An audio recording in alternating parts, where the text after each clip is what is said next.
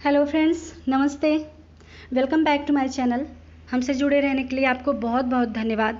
और जो लोग नए हैं, हमसे जुड़ना चाहते हैं, तो वो लोग वीडियो को प्लीज़ लाइक करें, सब्सक्राइब करें, शेयर करें and please don't forget to press bell icon.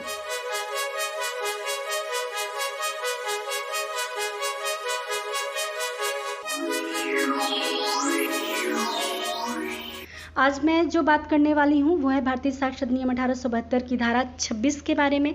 धारा 25 के बारे में हमने पहले ही बात कर लिया है कि अगर कोई कन्फेशन पुलिस अधिकारी के समक्ष किया जाता है तो ऐसा कन्फेशन एडमिसिबल नहीं होता है। अब आगे देखते हैं कि धारा 26 में क्या बातें कही गई हैं। यह धारा 26 इस अधिनियम के अध्याय 2 के तथ्यों की सुसंगति के विषय में और भाग 1 में आता है। धारा 26 में जो मेंस और प्रीलिम्स में जो क्वेश्चन आते हैं वो इस टाइप के आते हैं, जैसे क्या पुलिस अभिरक्षा में की गई संस्वीकृति ग्राह्य है? संस्वीकृति होने पर क्या मजिस्ट्रेट की उपस्थिति आवश्यक है? लेकिन शुरू करने से पहले बहुत ही खूबसूरत सी लाइन। हमारी सबसे बड़ी कमजोरी यह है कि हम प्रयास करना छोड़ देते हैं। सफलता का एक रास्ता है कि एक बार और प्रयास किया जाए। कहने का मतलब ये कि हमें प्रयास करते रहना कभी नहीं छोड़ना चाहिए। हम चाहे असफल ही होते रहें, लेकिन फिर भी हमें प्रयास करते रहना चाहिए। फिर देखते हैं कि धारा 26 में क्या कहा गया है। पुलिस अभिरक्षा में होते हुए अभियुक्त द्वारा की गई संस्वीकृति का उसके विरुद्ध साबित न किया जाना। कोई भी संस्वीकृति जो किसी व्यक्ति ने उस समय की हो जब वह पुलिस ऑफिसर की अभिरक्षा में हो, ऐसे व्यक्ति के विरुद्ध साबित न की जाएगी जब तक कि वह मजिस्ट्रेट की साक्षात उपस्थिति में न किया गया हो। ठीक है, हम यहाँ पर देख रहे हैं कि अगर कोई व्यक्ति पुलिस अभिरक्षा में है और कन्फेशन करता है उस टाइम पे, तो उसका ये कन्फेशन एडमिसिबल नहीं होगा। केवल एक ही स्थिति में एडमिसिबल होगा, जब मजिस्ट्रेट साक्षात उपस्थित हो वहां पे। आइए देखते हैं इस धारा का प्रभाव। हमने धारा 25 पढ़ा था कि उसमें अगर पुलिस ऑफिसर के समक्ष कोई कन्फेशन किया जाता है, कोई व्यक्ति अपने अपराध को कबूल करता है, तो ऐसा अपराध का कबूल किया जाना एडमिसिबल नहीं होगा। और क्यों नहीं होगा? केवल इसलिए, केवल क्या मतलब, यह बहुत ही बड़ा कारण बनता है कि अगर पुलिस मार पीट कर किसी व्यक्ति से अपराध कबूल करवाती है और व्यक्ति डर के कारण वो अपना अपराध कबूल करता है, तो ऐसा कन्फेशन स्वतंत्र नहीं माना जाता, स्वैच्छिक नहीं माना जाता, जिसके कारण एडमिसिबल नहीं होता है। सेम वही इफेक्ट यहाँ पर भी है, इस धारा का भी प्रभाव वही है। फिर देखते हैं कि पुलिस अभिरक्षा क्या है। जब आप इस धारा को पढ़ रहे हैं तो उसमें देख रहे हैं कि एक वर्ड आया है पुलिस अभिरक्षा। तो पुलिस अभिरक्षा क्या है? पुलिस अभिरक्षा दो तरह की होती है, एक जो दिखाई देती है और एक जो दिखाई नहीं देती है। दिखाई देती है मतलब क्या? अगर पुलिस ऑफिसर किसी को डायरेक्ट क्या करे, अरेस्ट कर ले, तो वो देखने में तो डायरेक्ट यही लगेगा कि हाँ, पुलिस अधिकारी ने क्या किया, इस व्यक्ति को गिरफ्तार कर लिया है, पुलिस अभिरक्षा है। एक है जो दिखाई नहीं देता।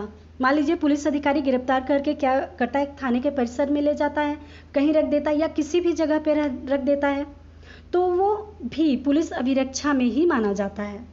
ठीक है, पुलिस ऑफिसर के प्रति की गई संस्वीकृति तथा पुलिस अभिरक्षा में किसी अन्य व्यक्ति के प्रति संस्वीकृति के गुण तथा श्रेणी में कोई अंतर नहीं होता है।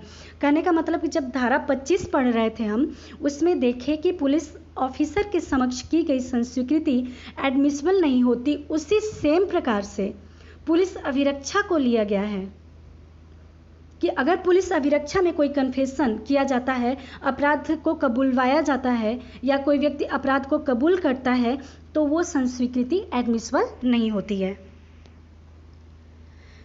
फिर देखते हैं कि मजिस्ट्रेट की उपस्थिति का क्या मतलब है। हम आगे इसमें केस भी पढ़ेंगे जिसमें कहा गया है कि पुलिस की उपस्थिति का क्या मतलब है।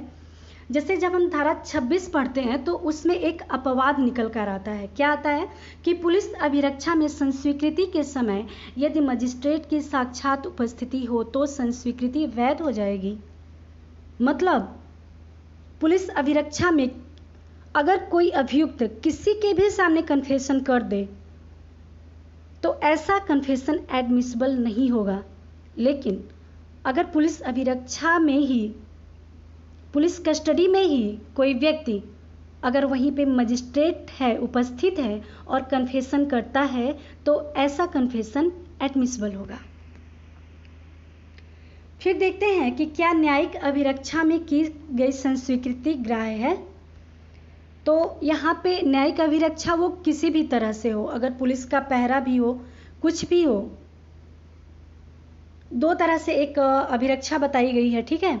एक है पुलिस कस्टडी और एक है जुडिशियल कस्टडी, पुलिस अभिरक्षा और न्यायिक अभिरक्षा।